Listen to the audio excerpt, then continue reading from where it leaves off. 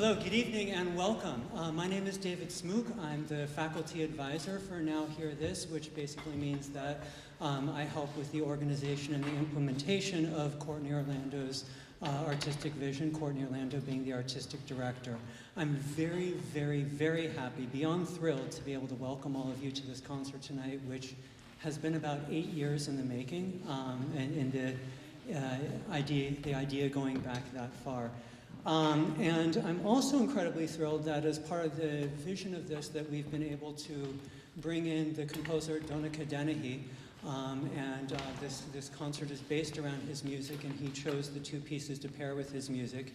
He's been here for the past couple of days, helping to coach the performers and speaking to our composers. So this is very much part of, this ensemble is very much part of all of Peabody.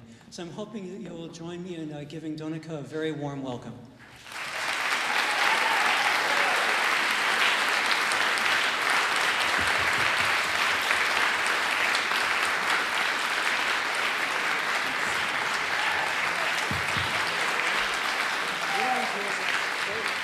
And that's only having heard one of his pieces. I'm sure in a couple of hours you'll want to welcome him even more warmly.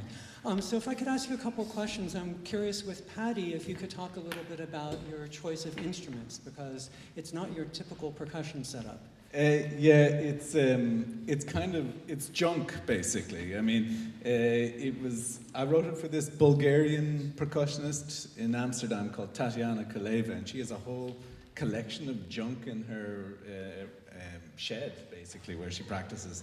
And there was, and I became interested in these like metal pipes, and then I made her make these wooden boxes. But Chris, for tonight, had these very fancy wooden drums, which actually come from pearl, but normally the percussionist must make wooden boxes. So that these are fancy, is that a good thing or a bad thing? It's just, it is, that's, yeah. It's the first time I've ever heard it done with actual beautiful wooden drums. And then, of course, you have two kick drums. The end is kind of a dance between two kick drums, a sort of a jig of kick drums, yeah. Yes, and as we found out yesterday, you did not know about Metallica and Lars Ulrich until yesterday. No. But I'll go home and do my homework, yeah. I mean, I knew of Metallica, of course, but I just didn't know of the two kick drum thing. Yeah, I do. Us composers being so geeky, I like the idea that you might never have heard of Metallica. Yeah. I just have to say, no, I have. I've heard of it. Yeah, that my postman from Sirius hadn't informed me about it. You know, like Stockhausen, he believed his mailman came from another planet. And no, I watch the news and So speaking of things from another planet, in Bulb you say that you conceived the pieces, and I actually have this written down as a quote, pulsating spectral machines. Yeah, that's what I said to me today. like Alien. Yeah, well, I mean, you would never think of a piano trio as being sort of a machine of a sound. I associate piano trios with sort of very genteel Sundays with tea and biscuits or whatever.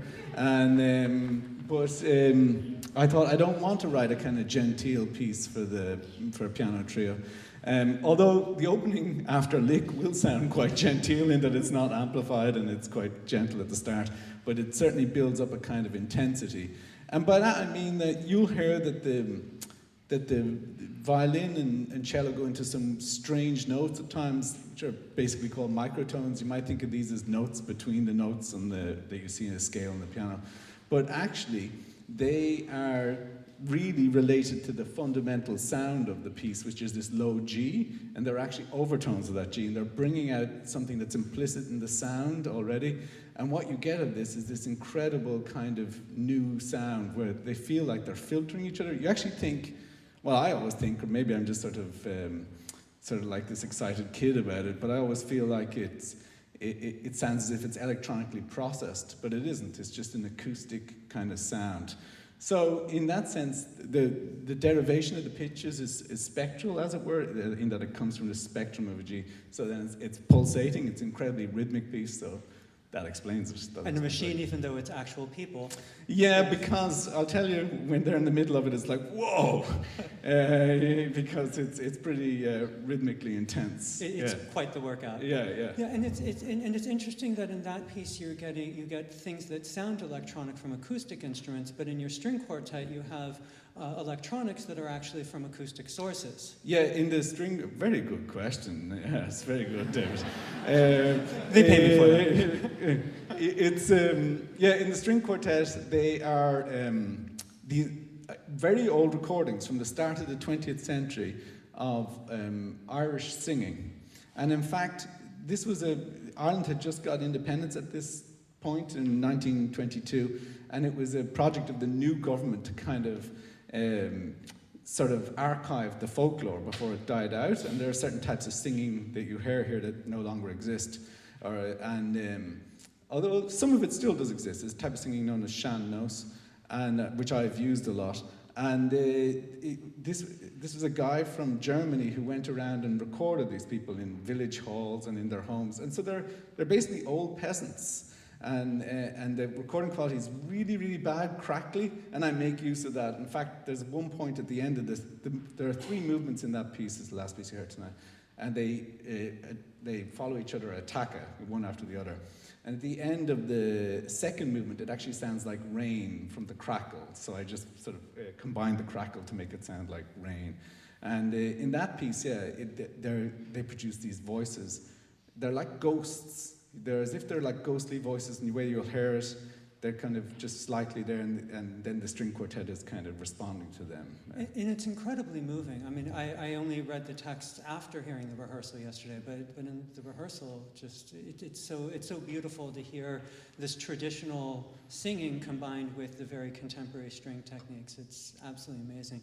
So, other than the fact that the piece by Grisey and Julia Wolfe are just amazing pieces, what made you want to pair those 2 pieces? Well, with your because music? both those composers had a big influence on me. Gerard Grisey, as you'll hear at the start of the second half, he's actually detuned a few notes on the piano, and he was sort of one of the original French spectral composers that examined the way sound worked and then made use of that in their pieces. And in fact, I was almost going to study with him at one stage, so he was an important figure for me. And then Julia Wolfe and Bang in a Can generally, they have both been very supportive of me, and also they had a big influence on me when I was younger. Their kind of their sort of energy of what they were doing. Yeah. Well, thank you so much. It's amazing to have you here, and we're looking forward to hearing some more of your music. Please, everyone, Donnacha Dennehy. Thank you.